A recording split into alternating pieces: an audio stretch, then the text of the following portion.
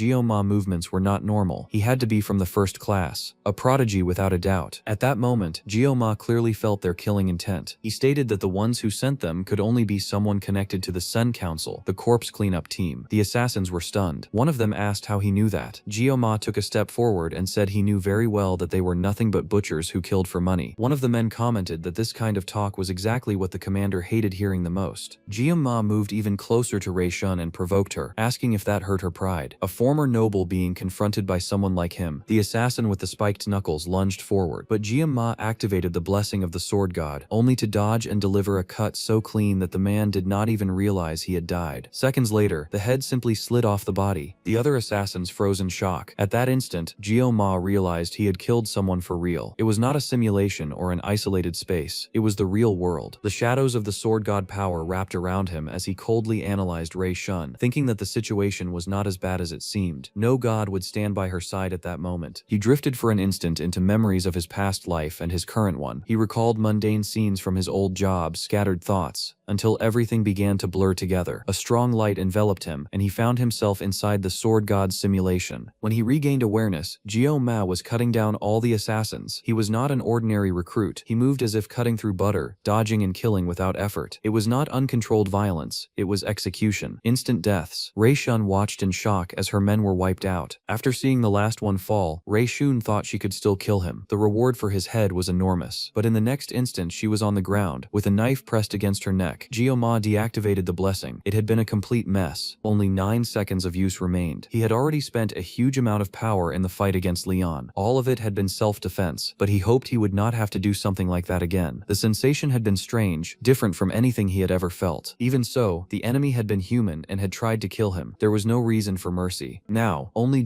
Ma and Rei Shun remained. He asked who had sent the group. Rei Shun replied that he really thought she would tell him. Jomar knew this was his only chance to find out who was behind everything. If he killed Rei Shun there, he would get no answers and would probably regret it later. The best way to extract the truth was not by killing, but by making someone talk. He thought she had to be either very stupid or extremely brave. All her subordinates were dead and she was alone. It made no sense for her to stay silent. She answered by calling him crazy. That was when Jomar understood why someone had tried to negotiate earlier. He realized that all his personal information had been erased. Full name, origin, old records, even data about relatives no longer existed. That left him unsettled. He tried to remember his parents' faces and realized he could not. He did not remember what they looked like. That disturbed him deeply. Jomar asked her to repeat what she had said. Information about relatives erased. He stabbed the knife into the ground right beside her and made it clear that he only wanted a name, the name of the one who had sent that group. If she spoke, he would let her go. But Rei-shun said she now had something far more interesting to say. That was not negotiation. It was a threat. Even without an arm or a leg, she would still be able to talk. Before Jomar could react, he felt a violent tremor. An overwhelming magical pressure flooded the area. A demonic power began to move the blood of the surrounding corpses, pulling everything toward Rei-shun's body. At the same time, far away from there, the Sword Emperor was calmly fishing. He thought the place was too large for something simple, but still acceptable. He had not received any complaints so far. He was fishing in the Lake of Avalon when he finally hooked a fish. In the next instant, he felt the magical pressure. He recognized it immediately. Only one thing in that world emitted power at that level: the commander of corpses. That was a serious problem. Back at the camp, Rei-shun began to be consumed by demonic power. She screamed that she would kill everything. She did not want to die. Suddenly, a blazing power fell from the sky. A pillar of light engulfed the area, followed by a violent explosion. When the smoke began to clear, something spoke through her body, saying that after 700 years, it had finally returned. Jomar found that strange. 700 years made no sense. The magical power of a mermaid was already enough to cause a transformation, but this was different. Dark flames wrapped around the body. The entity introduced itself. It was a commander of the demonic army, a succubus. All living creatures hit by the pillar of flames had died instantly. She asked if this was how humans welcomed someone after such a long time. She said it had been 700 years since she left the demon realm, and she did not know how human manners were these days. She introduced herself as Akori, commander of the 5th army of the Demon King. Then she asked his name, calling him a child. Jomar did not answer. He thought carefully. He remembered his master words. Even what seemed useless could serve as a mirror for the future. His greatest asset in that world was the memories from his time as a player. He remembered Akori's stats perfectly, but he did not understand why she had appeared now, after 700 years. And on top of that, using Rei-shun's body, Akori asked if he was the one who had caused all of this. She looked at the scattered corpses and praised him. She said he did not look like an ordinary human. Even if he was out of shape, he could improve a lot in the future. Then she proposed a deal. She used a gaze that completely distorted Jomar's vision. She said he should feel honored. He would receive a special chance to become her slave. She claimed that humans pretended to be noble but were not. They killed, caused pain, and did anything for their own interests. Following her would not be like a fairy tale. Trapped in that illusion, Jomar began to think that Akori might be right. Humans judged each other according to their own interests. The strong always exploited the weak. Accepting Akori's offer could mean survival. Maybe that was it. She used her magic to wrap around him, saying he was handsome, that he had value. Jomar almost thought he could live if he accepted staying by her side, but he cut that thought off in his own mind. She was a demon. That was enough. Akori noticed the rupture. She was surprised to realize that he had broken free from a high-level spell. She thought it must have happened because of the miserable body she was using. Jomar started laughing. To him, that whole speech was getting way too funny. A demon trying to convince him to become a slave. He steadied the knife and made it clear there was no way in hell he would accept. Akori remarked that he was far too rude. The flames she launched were cut apart by Jomar's blade, but at the same time, he could not even touch her. In a rare moment, she actually had to dodge. That amused her. She realized he was not joking, so she decided to test how far he would go. Hell answered her call. Geysers of lava burst from the ground like living tentacles. Akori told him to get excited. The fireballs were deflected by Jomar's knife as he charged forward at high speed. As she evaded, she noticed something clearly. He was surpassing human limits. Even so, she was slow. It had been centuries since she last stepped into that world. Still, Jomar managed to reach her. A massive explosion followed, and it became clear that Akori had to use her own palm, wrapped in flames, to stop his blade. She was impressed. He was far too fast, but she had time. He did not. Jomar felt the weight of that. There was little time left on the blessing, so he decided to end it there. The strikes came relentlessly, but Akori blocked every one of them with flames, noticing that he had become even faster. They exchanged blows for quite a while, long enough for Jomar to become completely exhausted. Akori's arm, the arm of Rei-shun's body, was mutilated by the cuts. Without caring, she burned her own arm to ash and commented that she almost felt human again. With her arm overtaken by demonic power, she asked if that was really so bad. She said his fighting spirit was attractive. That fire was beautiful, so young and already wielding that level of power. He had a promising future. As she adjusted to the body, she promised to grant all his desires. It was his last chance. She gathered an overwhelming amount of flames. If he could withstand that blow, he would have passed the test. Jomar was on the verge of losing consciousness when, at the last instant, the Sword Emperor appeared, blocking the fireball and telling him to wake up. Akori asked if that old man really intended to stand in her way. The Sword Emperor replied that he would not allow it. She then told him to give it everything he had to protect the boy. As she tried to incinerate the old man, Gyo-ma fell into a blank space, completely numb. In that state, he saw the Sword Emperor's left arm being burned away to save him. That pulled him back to consciousness. The moment he moved to shield the student, the Sword Emperor thought that a prodigy like Gyo-ma could not die. He was destined to face the demons and save humanity. He was the hope of that world. That was why he sacrificed his own arm to deflect the fireball. He asked if Gyo-ma had regained consciousness and told him to focus on his own wounds. Gyo-ma tried to speak about the arm, but the old man said it was fine. He only needed one hand to wield a sword. He told him to take care of himself now. Akori asked if that made sense to him, how that ridiculous human had survived her magic. The Sword Emperor knew exactly who she was. For her to be summoned that way, many sacrifices had been made. Something had served as an anchor between the worlds, a human body used to cross the veil. Even so, she could not use her full power. Still limited, she had managed to tear off his arm. Akori complained. Being unable to use her power properly was irritating. Compatibility with that body was minimal, and yet she was facing a kid and an old man on the brink of death. She advanced, saying that next time he would not get away with just losing an arm. At that moment, the Sword Emperor truly focused. He returned the attack, slicing her arm off with his sword. He asked if she was scared now. Akori flew into a rage, called him an arrogant insect, and gathered even more flames. The Sword Emperor said he did not know exactly why she had crossed into that world, but he was certain of one thing: that had been a massive mistake. He deflected all the incoming firepower and said he could see fear in her eyes. Akori replied that he was far too arrogant. Maybe he had been lucky when he tore off her arm, but he barely noticed when the Sword Emperor almost sliced her face with his blade. That left her intrigued. She wondered how an old man like him could possess such a dense aura. Those eyes reminded her of the Aroni bloodline. To her misfortune, she had shown up in that exact place, standing in front of that damn man. Even so, she said it was a shame, a descendant of Aroni who was no longer in his prime. Then she summoned a storm of fire arrows and asked if he really thought he could dodge all that with such an old body. The arrows fell like a violent downpour. Siegfried dodged every single one after another. Gyo-ma watched with concern, but he could not help. He was barely able to stay conscious. If he relaxed, he would die. If he gave up the blessing, the result would be the same. The Sword Emperor kept moving forward, slicing arrows out of the air, but it was clear that Akori still had the upper hand. Even so, he kept advancing, saying that demons truly were stronger than humans. In his youth, he had cursed the world because of that absurd gap in power, something he could never overcome. Only now, at his age, had he finally understood the truth. Akori mocked him, saying it was nothing but empty talk. Still, she could not ignore the weight of that old man's experience. The real problem was the massive opening on the side where he had lost his arm. She aimed straight at that spot, but he rushed forward to close the distance, saying that humans keep growing, even when all hope seems lost. That was what demons feared the most. That was why they kept trying to invade the human world. He leaped in to slash her neck. Akori denied it, saying that was not the reason. At the last instant, fire arrows pierced his leg from below. She said she was honestly tired of hearing those words. Then she touched the Sword Emperor's stomach, piercing his body with a spear of fire. A massive hole opened up, burning him from the inside. She stepped on his head and mocked him, asking where that grand hero speech had gone. She said that in 700 years, nothing had changed. Humans were still trapped in the same cliches. To her, they were nothing more than insects. Gyo-ma could only scream for the director. Akori then turned to him and asked if his name was Gyo-ma. She said she had forgotten about him for a moment. Based on the test results, he had passed. Then she stepped closer again and cast an illusion on him. She knew his body would be extremely useful for demonic purposes. Even wounded, Siegfried questioned how she dared turn her back on an enemy. He was still there. She told the old man to shut up. He was just a student now, with a hole in his stomach. She had no interest in playing with a walking corpse. Then Akori used the succubus mark on Gyo-ma, engraving the symbol right in the center of his forehead. Power flooded his body and his mind. The system immediately detected an error. In response, it used Yggdrasil as a catalyst, temporarily raising the user's ranking. A synchronization began, a recalibration with that world. The remaining time of the sword blessing started rising rapidly. 12 seconds, 19, 27, 39, 99. He reached 100% of that power. The system announced that he had met the conditions to unlock a new ability. When Siegfried tried to stand up again and move toward her, Akori was surprised. Even in that state, he was still moving. To her, that was typical. Even insects keep moving after losing their heads. But the Sword Emperor invoked the sacred power of Beomung, saying he would tear off one or two of her limbs, even if it cost him his life. Akori noticed the color of the sword's aura. The descendant of the Sword Saint was still evolving even now. That irritated her. She decided she would finish that old man right there. Before she could act, she was struck by a beam of divine time power. When she looked back, she saw that the child was different. Gyo-ma was now radiating power far beyond what he had before. Higher-level blessings were forcefully activated. Akori recognized that power instantly, the same one she had felt 700 years ago. The system confirmed that all of the user's blessings had been forcibly released. To her, that explained why those creatures never died, even after being crushed again and again. They kept blocking the path. The blessing of the sword god had been fully awakened. Gyo-ma became the catalyst of that miracle, as if the will of the gods was flowing through his body. The sensation was overwhelming, ancient, and absolute. Meanwhile, Saki held her sword and felt that this might be the last day of her life. Even so, no message appeared, no warning, no sign. Speed Weapon noticed that she was awake far too early. The sun had risen long ago, but something felt wrong. The surroundings seemed too dark, as if the light itself was being swallowed. Saki realized it was time to return to the academy. The teleport point was already being used by the others, who were starting to gather. She urged them to move quickly, because what she had felt moments earlier did not seem like a good omen. After that power exploded from within Gyo-ma, Akori noticed something impossible. Standing before her, walking in silence, was Joachim. It made no sense. He was human. A human should not have been alive after all that. And yet, that cursed body was there, carrying the exact same power she remembered. Even believing that her judgment might have failed, Akori was certain that presence was real. Siegfried watched everything in silence, completely fascinated. Without a second thought, he knelt before Gyo-ma. At that very moment, his wounds began to close. The lost arm did not return, but the scar sealed completely. He did not understand what was happening, but he knew it was not normal. Gyo-ma released even more power. His body moved with the speed of lightning, appearing behind the demoness before she could react. Akori could no longer even define the shape of that boy in her mind. Everything felt distorted, too fast, too intense. That was not human. It was dangerous. Even so, she apologized to him in her thoughts, but decided she had to kill him. She used a volcanic eruption as her attack, unleashing an even greater surge of flames. She revealed that she had intended to obtain a vessel body, but now that no longer mattered. Gyo-ma represented a direct threat to the path of the demons. A storm of ash and fire consumed the island. A gigantic sphere of blazing energy was condensed, large enough to annihilate everything around it. It was pure destruction, a cruel amusement before the end. When the sphere advanced, burning everything in its path, Gyo-ma felt no pain, only the presence of the blessing. The spirit of pain active, without mercy. The spirit of the sword god fully awakened. Inside him, there was only one certainty. He would cut, nothing else, using only the blade. With the celestial sword, he split everything. The path of the sword cleaved the sphere in two. At that same instant, the succubus's body began to glow, as if it were being aligned with the sun itself. The sky, once covered by dense clouds, was completely divided. Something bright and divine had cut through the heavens. Akori realized that her body was no longer regenerating. The source of her magical power had been severed. Her body split in half, and she understood that she would die at that rate. Even so, when she saw Gyo-ma approaching, she noticed that he collapsed heavily onto the ground, unconscious. She refused to die like that. She crawled toward Gyo-ma, determined to kill him. He was a threat to the demon race. Before she could reach him, her head was pierced by Siegfried. He recognized in her behavior the same mistake made by Basmon, the sixth commander, always turning their back on the enemy. Resilient, irritating, but doomed. With a final strike, Siegfried split her head, ending the demon's existence once and for all. He stated that he was not a descendant of Eren. His name was Siegfried von Nibelung. After that, he picked up Gyo-ma's body. He realized that he was still alive. His breathing was steady and his life was not in danger. The problem was extreme exhaustion. Faced with that, Siegfried could not hold back his respect. There was something about that boy that went beyond all logic. Long ago, humanity believed in the existence of an incomprehensible will embedded in all things in the universe. Phenomena such as storms, floods, and lightning were always seen as superhuman interference, sources of fear, but also of worship. These powers were called disaster, or simply called God. Siegfried had seen it. It was there, in that boy. Later, a great commotion took over the area. Saki arrived running alongside Speed Weapon and was met with a strange scene. A portal was open. Professors were keeping everyone back. At the center of it all, the Sword Emperor carried a student in his arms, Gyo-ma. Chloe almost lost control when she tried to force her way forward to reach Gyo-ma, coming close to attacking a teacher who was trying to stop her. Abel was left completely shaken after seeing her grandfather's missing arm, and that image became etched into her mind. Sometime later, the incident became public news. Humanity, which had been living through a period of truce with the demon race, suffered a major loss of power due to what happened to the Sword Emperor. The entire world began to question whether a new seat should be opened among the 7 heroes, since only 4 active members remained. Saki noticed that, as expected, no report mentioned Gyo-ma. To her, at that moment, he had probably already woken up. Even so, people behind her whispered loudly, speculating about his fate and suggesting that he might be dead, despite being a special student. She asked them to talk somewhere else, and the group, clearly embarrassed, quickly moved away. Even so, Saki was certain of one thing.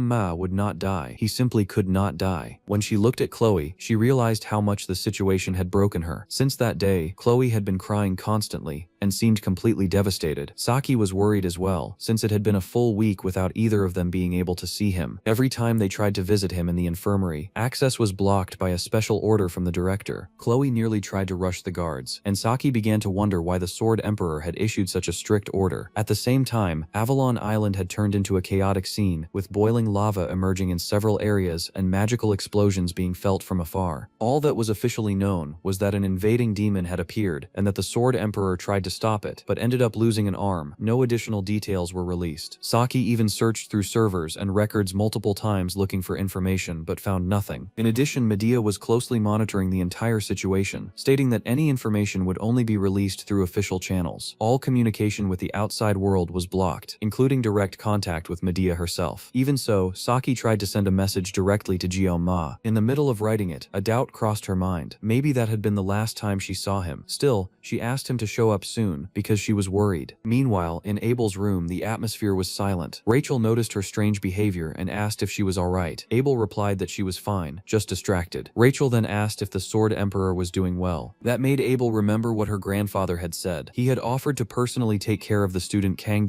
Ma. She had no way to prove it, but she believed that Ma had tried to help her grandfather during that confrontation. Elsewhere, a disheveled-looking advisor complained that all of this would turn into a massive headache. The mission had failed, the assassin had not completed the objective, and that would bring consequences. Later, Medea spoke with Siegfried. She explained that his muscle fibers had been completely torn and that his nerves were severely damaged. Even so, the Sword Emperor looked far healthier than before. Medea said she had gathered every medical specialist available, including the best healers, which was why his recovery had been so fast. She asked him to calm down, reminding him that excessive stress would only make him age faster. Then she asked if he really felt better. Siegfried commented that living with only one arm was just as inconvenient as he had imagined. When Medea visited Ma, the attending doctor was visibly shaken. He said that he had been treating patients for more than 30 years, but had never seen anything like it. Ma was completely healthy. Even minor illnesses had disappeared. It could only be described as a miracle. Medea was certain it was connected to the Sword Emperor. She did not leave Ma's side at any point during his hospitalization, and even spent an absurd amount of money to isolate the entire hospital wing. She had never seen the old man act that way. Even using her own blessing, Medea could not understand what had happened. It went beyond the limits of logic. She asked if Ma had already woken up, and why he had not explained earlier what had happened. He explained that he needed time to organize his thoughts, because even he had not understood everything right away. Siegfried revealed that Corey, commander of the 5th Legion, had appeared in Avalon. Medea was shocked by that information. He explained that, as hard as it was to believe, she was the one who tore off his arm. Hearing that, Medea asked what had happened to the demoness. Siegfried said she had been destroyed. It was still too early to announce that to the world, but he had seen it with his own eyes. She then asked whether Siegfried had defeated the demoness on his own. He made it clear that he had not. That led Medea to conclude that the old man must have completely lost his mind, because no one, no matter how strong, could defeat a demon of that level alone. That was when a suspicion arose. Maybe it had been the boy. Siegfried simply said they would talk about it properly later, since Ma had more important things to deal with at that moment. Medea only thought that he remained an irritating old man. Later on, Speedweapon was talking with his teammates and explained that he had made a poster to recruit new members. The idea was to promote the travel club, and the poster was extremely colorful, designed to grab attention. Even so, the strange drawing on it made everything look questionable, like something completely out of place. Speedweapon commented that they had never done anything without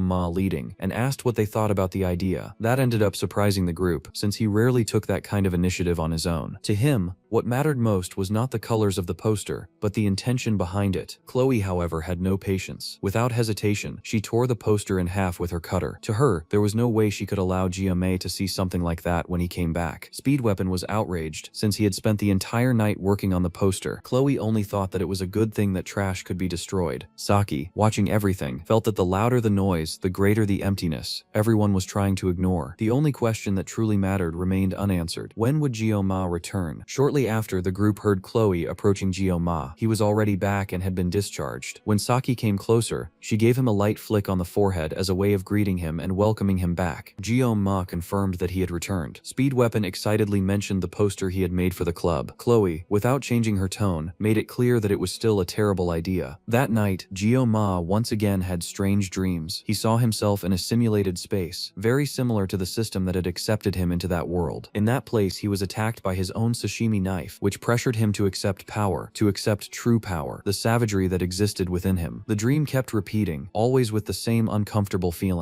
When he woke up, still drowsy, Gyo-ma complained to himself for having that dream again. Soon he noticed that he had received messages early in the morning. They were from Speed Weapon, saying that he had put up posters around the academy to recruit new members for the club. Gyo-ma replied directly, saying that, honestly, he was already tired of this recruitment business. His physical condition had improved a lot, and he felt much better than before. He had also heard that after the battle, the Sword Emperor managed to get a room in the hospital and paid for all the treatment with his own money. That was an enormous debt that Gyo-ma knew he would have to repay someday. While getting ready, he noticed that he was without his tie. He then remembered that he had used it on the island of Avalon, where many things had happened in a short time. He was not sure what would come next. For a moment, he wondered if he was really making the right decisions. He had asked himself that question before, but now he saw no point in continuing to complain. He remembered what Saki had said, that he should just be himself, and decided to move forward. Back to his routine, the first person to appear was Saki, who approached him offering a small chocolate. She showed up suddenly and asked if she had startled him. Gyo-ma reacted on impulse, saying that he had actually been startled. Soon after, Saki grew curious and began pressing him to find out what had happened in Avalon and why he had stayed so long in the hospital. Gyo-ma tried to downplay it, saying it was nothing serious, but Saki insisted, asking him repeatedly to tell her. He asked her to stop, but Saki reminded him that she was the leader of the travel club and therefore had the right to know. Even so, Gyo-ma simply walked past her and ignored the conversation. Before leaving, he only forwarded Speed Weapon's message about the posters. That clearly irritated Saki. She reacted angrily, asking if he had really hung up that piece of trash. Gyo-ma replied that he needed to deal with that situation first, and without saying anything else, left, leaving the club leader behind. Later, Medea was still talking with Siegfried when Gyo-ma appeared, answering a call. He asked if he had arrived too early, and said he could come back later, but Medea assured him that he had arrived at the right time. At that moment, Siegfried went to pick up his teacup and almost used the wrong arm. He commented that living 70 years with 2 arms, and suddenly having only one was quite confusing. Medea observed Gyo-ma closely, and noticed that he seemed uncomfortable. She commented that Siegfried had already told her everything. She said that he had defeated Ikori, the commander of the 5th Legion. Gyo-ma could clearly remember what had happened. Considering everything that had occurred, it even made sense, but the feeling did not seem right to him. Sensing the mood, Medea apologized for moving too fast and said that he had just left the hospital and did not need to push himself. Even so, she admitted that she still had difficulty fully believing it. She knew they would not lie about something like that, but the situation was far too heavy. The Sword Emperor stated that there was no way to deny the facts. He himself had been present when Gyo-ma defeated Ikori. It was an achievement accomplished without anyone's help. He also said that he was sorry for taking so long to reveal what happened in Avalon, but he had no choice. The demonic race had probably already realized that something out of the ordinary had occurred. The problem was that there were no heroes among current humanity capable of stopping a demon at the level of an army commander. No one knew for sure how Ikori managed to invade the human world, but it was clear that she had an objective, as if she were trying to prevent something greater. If everyone remained still, the situation would only get worse. The demonic race was impulsive, but also extremely cunning. The Sword Emperor was certain that conflicts would arise soon and that the current scenario was far worse than 50 years ago. Gyo-ma thought that if Ikori's defeat were revealed, the demons could use it as an excuse to start a war. The Sword Emperor's silence prevented any immediate reaction, since nothing had been officially declared. That only reinforced the respect Gyo-ma felt for him. It was then that Siegfried explained why he had called the two of them. He said that he had become someone who could no longer fight on the front lines. Medea questioned why he was talking about this now, as if losing an arm meant that he was ready to die. Siegfried replied that his goal had always been to train righteous heroes and leave behind a better future, and that this was the true purpose of the academy. That was why Medea was the director, not him. He revealed that soon he would renounce the title of 7-star hero. The news left Gyo-ma extremely alarmed. Siegfried, however, asked him to stay calm and explained that it was not a sudden decision, but the result of long reflection. This did not mean that he would completely completely step away from the front lines, only that he would do only what was still within his reach. Medea commented that companies and the media around the world would not leave him alone. Siegfried replied that he was already planning to give an interview soon, and that it would be better to settle everything at once. Irritated, Medea grabbed his collar and said that he was still the same old man from 50 years ago. He replied that this only proved that he was still young. Hearing that, Ma almost smiled. Up until that moment, he had been doing his utmost to avoid any distortion of the main storyline, even knowing that the world around him was already beginning to change. If the characters in that story showed behavior different from what was expected, it could become complicated, but Ma realized that he was being selfish and presumptuous. He was not the only living being in that world. Those were not mere characters in a game. Their words carried their own will. No matter what choices they made or what kind of situation arose, he would accept everything and try to overcome it. Meanwhile, Medea was playfully hitting Siegfried until one of the blows actually landed for real and locked his neck. That scene made Ma think that closing his eyes and denying reality was nothing more than childish stubbornness. It was then that Siegfried commented that he had also forgotten something important. Medea asked if there was still something else. He confirmed and revealed that the student Kang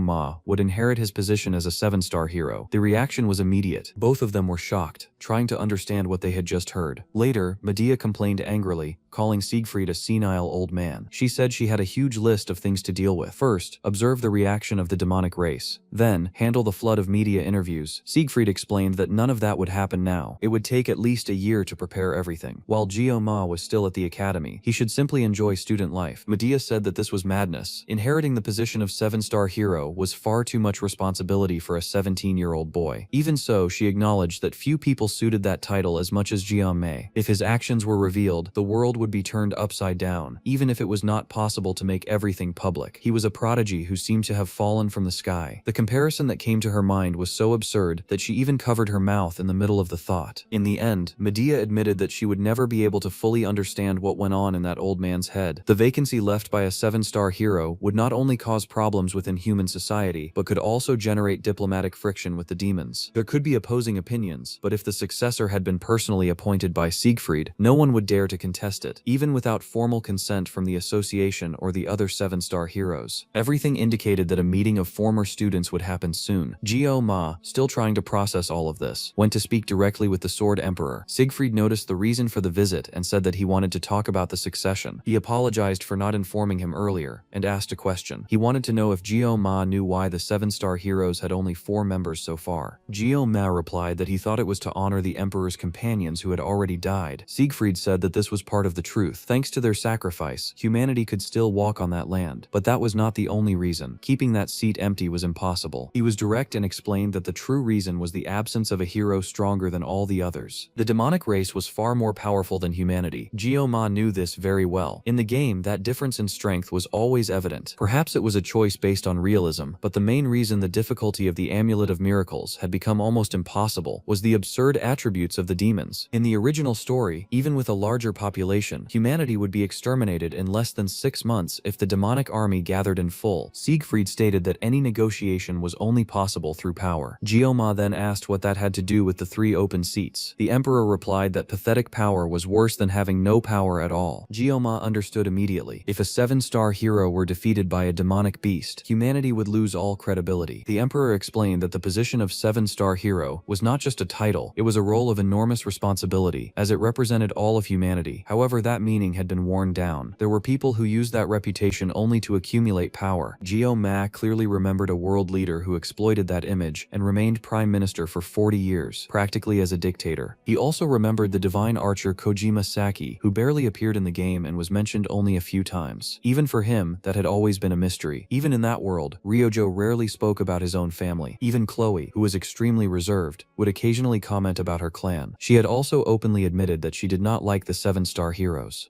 Ma said that he understood what the Sword Emperor meant, but that was not his real doubt. What he truly wanted to know was why he had been chosen. Siegfried asked if he was pretending to be naive. The reason was simple. Ma was stronger than him, much stronger. Ma thought that it was true that he had defeated Ikori, but that had not been the result of brute force alone. The Emperor then said that he was curious and wanted to ask a question. Ma's power seemed to have a time limit. Ma was startled when he heard that. He had never told anyone about it. Siegfried asked him not to panic and explained explained that it was only a guess. Even he could not use such great power without any restrictions. At least, that was how it seemed. During the allocation test on the island of Avalon, it had been clear that he collapsed in less than a minute after releasing everything. Jiomei realized this at that moment. He clenched his fists and, determined, decided that he needed to talk about his own power. After explaining the situation, the Sword Emperor made an important observation. Manifesting a blessing caused terrible pain, and that pain was only suppressed by another blessing. Jiomai explained about the blessing of the sword and about his tolerance to pain, but left out many details. Even trusting the Emperor, revealing all of his weaknesses was still far too risky. He was not there seeking empathy or understanding, only guidance. The Emperor replied that he could rest assured. He had no intention of telling anyone about it. Using one blessing to suppress the restriction of another was a revolutionary idea. Even so, Jiomai was accepting that risk and using his power in his own way. That showed talent, but it also brought a problem. He could not fight forever while being pressed by time. Managing one's own strength was just as important as possessing it. For that, he would need an experienced master. By coincidence, the Sword Emperor commented that he was precisely in need of a disciple like him. Since he had chosen a successor, it would make no sense to simply retire and remain idle. He also did not want to leave everything on others' shoulders. Before ending the conversation, the Emperor picked up Jiomai's tie and explained that Abel had asked him to deliver it to him. He said that while he dealt with these greater matters, Jiomai should simply enjoy his life as a student. When the Emperor turned to leave, Jiomai called out to him once more. The old man did not turn around, but he heard the question. He wanted to know if he would become the Sword Emperor's disciple. Later, already asleep, Jiomai was struck once again by the same dream. The knife and the sword appeared before him, demanding that he accept the power. This time, he did not resist. He let himself be carried away. The blade pierced his chest, passing through his body. At the moment he was torn apart, he saw himself in his final form. That was the power of the sword god. Something then emerged from within his body, as if that transformation were only borrowed power. That presence was the administrator, the entity that controlled the system. To make the conversation easier, it materialized a place that Jiomai recognized, avoiding making everything even stranger. It commented that the first person to encounter it in that place was usually confused. It explained that it was not exactly the administrator, but it was also not something very different. Its position was a little lower. Perhaps it was him, perhaps it was not. Depending on the point of view, it could even be the opposite. Confused, Jiomai asked who the hell that entity really was. The figure made of energy merely laughed, without answering immediately, and apologized, saying that it had remembered something from the past. It was natural for Jiomai to be curious, but time was short. The entity materialized an hourglass and explained that if it were to tell the whole story, it would take far too long, so it would give a brief explanation. Throughout history, people had given it many names. To some, it was disaster, nature, or the universe itself. To others, it was a god. Not just any god, but the sword god. It was probably not the kind of god Jiomai imagined, but he could call it that, or anything else. That was enough for now. The entity seemed to want to explain more, but the hourglass began to crack, breaking space and time around them. Before disappearing, the sword god explained why it had appeared at that very moment. Jiomai's restriction had been removed recently. Jiomai wondered if that had happened at the moment he transformed, and the entity confirmed it. That was exactly the answer. Even so, the power had not been completely released. It was there in an incomplete state. The mere fact that it could speak with Jiomai was already a miracle. As the hourglass shattered completely, the sword god said that their time was up. It commented that Jiomai could continue cutting and slicing whatever he wished, but that he should not be too impulsive. It added that the power he wielded would not be explained now, because he would not understand it. Not yet. Irritated, Jiomai thought that he had countless questions and that the entity simply answered none of them. Before disappearing completely, the sword god told him not to make mistakes this time. He still trusted him. Then Jiomai woke up in his room. The system informed him that his assimilation rate had reached 21.3%. He wrote everything down in his notebook, since he had forgotten most of the dream. At the moment, the most important thing was to gather clues, even if there were only a few. He noticed that it was raining outside. It was that time of year. Even bothered by the sudden jump in the assimilation rate, so far nothing wrong had happened because of it. Then, suddenly, someone called him. Jiomai answered the call. Someone announced that the boss had arrived. A short time later, the travel club was gathered. Saki asked how that person had managed to get in touch even after seeing that horrible poster. Chloe commented that, honestly, she did not even know that piece of trash was still hanging around. Speedweapon also seemed surprised by the situation. Chloe asked what kind of person that candidate was. Saki replied that it was already suspicious for someone to show up after that ridiculous poster, so she herself would go check. She entered serious mode. Chloe immediately agreed, saying that it really did seem suspicious, and the two of them almost celebrated their shared distrust. Gyo-ma thought that being a little suspicious did not hurt. There were still many unexplained things about what the instructor and Lei Shen had really wanted to reveal when they bribed the dungeon guardian. Perhaps that candidate was a spy sent by hidden forces that were keeping an eye on him. Speed Weapon asked if the boss knew about the plan for the following night. Chloe confirmed it and reminded everyone that he liked seafood. Saki explained that the club foundation period was about to end, but before that they needed to celebrate Gyo-mei being discharged from the hospital. He replied that he was quite picky about seafood. Thinking about it more carefully, he realized that he did not actually like it that much, which was curious for someone known as the best sashimi cutter in the world. Speed Weapon commented that they had managed to get a reservation at the most famous restaurant in the academy, something extremely difficult. Saki added that the place had more than 3,000 reviews on the internet, which made it even more impressive. Gyo-ma agreed. The celebration was being so thoughtful that he could not even refuse. That was when the candidate appeared. She was a girl with braided hair and glasses. Saki commented that she looked much more ordinary than expected. Gyo-ma thought that, in truth, everyone in that club was kind of strange anyway. When Gyo-ma looked directly at her, the girl adjusted her glasses with her middle finger. He wondered if that was not a bit rude. Speed Weapon politely thanked her for applying to the travel club. Saki, still serious, asked her to introduce herself. The girl introduced herself as San Hana, a second-year student. She said she came from the city of Busan and that she was Korean. Gyo-ma wondered mentally if there were many people with the surname Sun in Korea, but then thought that his own name was not exactly common either. He commented that when he lived in Busan, he ate a lot of pork rice soup. Hana replied that it was a local specialty, especially when spicy sauce was added. Saki interrupted, asking Gyo-ma to focus. Then she said that she already understood Hana's background and asked her to explain her motivation for applying to the club. Hana replied that she had seen the poster and noticed that the club involved travel and also the collection of dungeon achievements. Her practical grades that year were hanging by a thread, so she wanted to clear some dungeons to improve her situation. Saki made it clear that the club was strictly about travel and that completing dungeons was only a secondary activity. She commented that there were several clubs focused solely on that and asked why Hana had chosen that one specifically. Hana explained that because she was a second-year student, few clubs accepted students like her. Many people considered her useless. Saki looked a little taken aback and said that there was no need to be so dramatic. Then she asked what Hana's equipment was. Hana replied that maybe her own fists. Saki then asked if she performed well in dungeons. Hana shot back, reminding her that Saki herself had said that it was a secondary activity. Saki was left speechless. Speed Weapon commented that it was the first time he had seen Saki like that. The two stared at each other for a few seconds. In the end, Saki sighed and accepted her. Hana said that she really wanted to join the club, not only because of the dungeons, but because she wanted to make memories before graduating from the academy. Gyo-ma thought that after dealing with so many kinds of people, he had developed a certain instinct for understanding someone through the atmosphere they gave off. Moreover, when observing her with the detection ability of the Blessing of the Sword God, he noticed something interesting. Saki whispered to Gyo-ma that it was hard to find someone different like that. He agreed and said it was fine. San Hana was officially accepted into the travel club. He added that since everyone there was 1 year younger, she could feel at ease. Hana asked if that was really true. The group grew a little tense, since it seemed like she had been waiting exactly for that permission. Gyo-ma commented that since she was older, it would be better to speak in a more relaxed way. Formalities could be left to Chloe, since she was naturally too polite. Hana replied that even though she was the oldest, she did not want to be treated differently. Gyo-ma said that then he would start calling her by her name, to make things more comfortable. Speed Weapon explained that he needed to submit that by the end of the week, and that she could fill out the registration form to make everything official. When Hana took the paper, she asked whether the advisor would be the academy director herself. Speed Weapon confirmed that yes, exactly that. Hana opened a clearly suspicious little smile and said she would have fun there, making it clear that she would return the following week. When she closed the door as she left, Gyo-mei grew thoughtful and asked who exactly that girl was. He commented that she looked very much like someone and wondered if he was the only one who had felt that. To him, there was something strange about her, as if she were in disguise. Speed Weapon replied that it must have been just an impression, since they had only just met her. Even so, everyone agreed that she seemed a little strange. At one point, Saki adjusted her glasses using her middle finger, and Gyo-mei quickly asked her not to imitate that. Suddenly, Gyo-ma received a message from Medea. Speed Weapon asked if she had already found out that someone had joined the club, but Gyo-ma replied that that was impossible, and that the message was about something he had asked her to do. Right after that, he received his own file. It was his student record. When he saw it, he was completely shocked. Gyo-mei stood up, saying that he needed to leave immediately. Everyone asked what had happened and whether he had gotten himself into some kind of trouble. At that moment, he remembered what Hyson had mentioned earlier, about his relatives having been erased. Until then, he had not known that it was real, but now it was clear. His records had been completely erased, without leaving any trace. There was no information about family relations, parents, or anything of the sort. Jiomei realized that everything listed in his file consisted only of data from after his entry into the academy. Even when forcing his memory, he could not recall the faces of his own parents. Before the semester exams, he had avoided contacting them for fear of causing worry. However, when he tried to call at that moment, the phone informed him that the number did not exist. Jiomei fell silent. When he checked the photos, he realized that all of them had also been erased. He was not delirious or confusing memories. The resonance of the blessing of the sword spirit refuted any doubt. This was not an error or a coincidence. Everything had been done on purpose. Someone had erased his past to help him, or force him, to adapt to that world. To Jiomei, this could only be a trap. Either it was the work of the sword god, or of the system administrator, perhaps both. At that instant, a bolt of lightning struck directly at him, but Jiomei deflected the blow with his sword. In silence, he made a vow that one day he would uncover the whole truth. Meanwhile, Rachel, known for being adored by practically all the men at the academy, was rejecting all of them in order to go talk to Abel. Abel commented that it must be extremely tiring to deal with that every day. Rachel simply sat down beside her, without saying anything. That left Abel confused, finding the situation strange. She thought that perhaps it was because of the rainy weather. After some time in silence, Rachel asked if she could give some advice. She commented that Abel had very low self-esteem. She said sincerely that she did not think Abel was a bad person. Quite the opposite. She was confident in her own power and appearance, but the most important thing, according to Rachel, was her body. As she said this, Rachel looked Abel up and down, making her feel a chill. Abel asked where she was looking. Then Rachel changed the subject and asked if she knew that Jiomei had created a club. Next, she asked whether anything had happened between Jiomei and Abel there in Yahello. Abel quickly denied it, saying that nothing had happened, only that she had a sprained ankle. Jiomei had left first, right at dawn, and that was all. Rachel commented that she was not the type to lie. She said she had only become a little sensitive and apologized for it. Before, she truly had no interest in Jiomei and only teased him for fun, but now, looking at Abel, it felt different. Abel made it clear that she was not talking about that. Even so, Rachel moved closer and asked if Abel also had an interest in him. Abel pushed back, asking why the conversation was going in that direction. Rachel replied that people's hearts could change at any moment. After all, everyone was human. Abel asked to change the subject and go back to talking about the club. Rachel then explained that Jiomei had said he would join Speed Weapon, but ended up refusing. He thought that belonging to a class would be a burden and decided not to participate. Abel asked what that had to do with self-esteem. Rachel said that something strange had happened the day before. She was as usual, confident, had her coffee, a latte, and a very cold Americano, commenting that the Korean version was much hotter than the one in her country. That was when she noticed Jiomei outside, together with a girl. It was the meeting with Hana, a kind of recruitment interview. Rachel said that the expression on his face at that moment would not leave her mind. He was smiling from ear to ear, and she did not know what he had seen in that girl with glasses. Noticing Abel's reaction, Rachel realized that she had clearly become irritated. Later, Jiomei went to a restaurant called Korea Sushi. He himself found the name strange, commenting that the naming sense of that world was bizarre. If the owner were Western, he would probably run away from the place. Even so, considering where they were, he decided not to be critical. When he arrived at the restaurant, everyone was already there, with the exception of Hana, who said she did not like raw fish. That seemed strange to Jiomei, since she was from Busan, where eating raw fish was common. Even so, when he entered the restaurant, Jiomei felt as if he were at home. At that moment, Chloe suddenly stopped, visibly nervous. Upon realizing that Nox was there, Jiomei immediately found it strange and wondered why he would be in that place. Nox explained that he was working, which left Jiomei even more confused. To him, that made little sense, since Nox came from a rich family. If he was working there in disguise, it could only mean that he had received some kind of mission. Before they could think further about it, the restaurant owner began shouting at Nox, calling him a rookie, and telling him to stop wasting time and get on with the work. Nox quickly apologized to the boss. Saki asked them to stop causing trouble and move on. Later, she commented that she had loved the menu, while Chloe remained a little tense. Jiomei told Chloe that Nox must have his own reasons, and that, since they were there, it was better to try to enjoy the moment. He commented that relationships between siblings were truly complicated. Next, Saki approached and said that people claimed the house special of that Korean sushi place was very good. She also said that the price seemed reasonable. Jiomei was puzzled when he learned that the set cost 400,000 won, and asked whether that could really be considered reasonable. Saki replied that it was a celebration, and that they did not need to think so much about the price. Jiomei even suggested going somewhere else, but ended up giving up and let everyone order whatever they wanted, since it would not be them paying. When Saki called the waiter, Jiomei realized that she was on another level. He still could not fully get used to that difference in social class. When the set arrived at the table, it was clear that the presentation was beautiful. As expected, Saki took a photo right away. Jiomei commented that it felt a bit strange to make that kind of criticism while being in the position of someone who was being treated. As he analyzed the dish, Jiomei Ma realized that the ingredients were good, but the knife skill left something to be desired. The fish was too moist. Nox immediately realized that Ma had said exactly the kind of thing the boss hated hearing the most. Shortly after, the boss approached the table and asked what he had just said. Ma repeated himself, explaining that the technique was not bad, but it was not enough to justify that price. The boss replied that if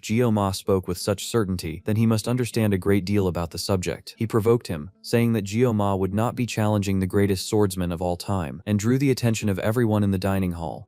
Ma realized that, despite the boss's poor Korean, his hearing was excellent. Faced with that, he stood up. The boss asked whether that academy student truly trusted his own skills. He claimed to have 12 years of experience and said that if Ma were better than him, he would make the meal free. Ma accepted the challenge, but made it clear that the boss could not take back his word. To the boss, it seemed like nothing more than a boy trying to act tough in front of his friends, someone who needed to be taught a good lesson. The boss said that the fish being used would be sole, but Ma asked for the red snapper that was on the cutting board. The boss found it strange, and Nox told him to just observe for a moment. The boss complained that letting a stranger into the kitchen would be a big problem, and also emphasized the value of that snapper. Even so, Nox insisted that it was worth trusting that boy. Ma stepped forward, took off the uniform, and realized that it had been a long time since the last time he had done that. He picked up the sashimi knife, and his blessing from the sword god was activated automatically. In a short time, he prepared a perfect set, with flawless cuts. The boss was completely defeated. Unable to believe what he had seen, the boss apologized and begged to be accepted as a disciple. Ma told him to stand up and said that it was an exaggeration. The boss insisted, saying that he had been rude and that he wanted at the very least for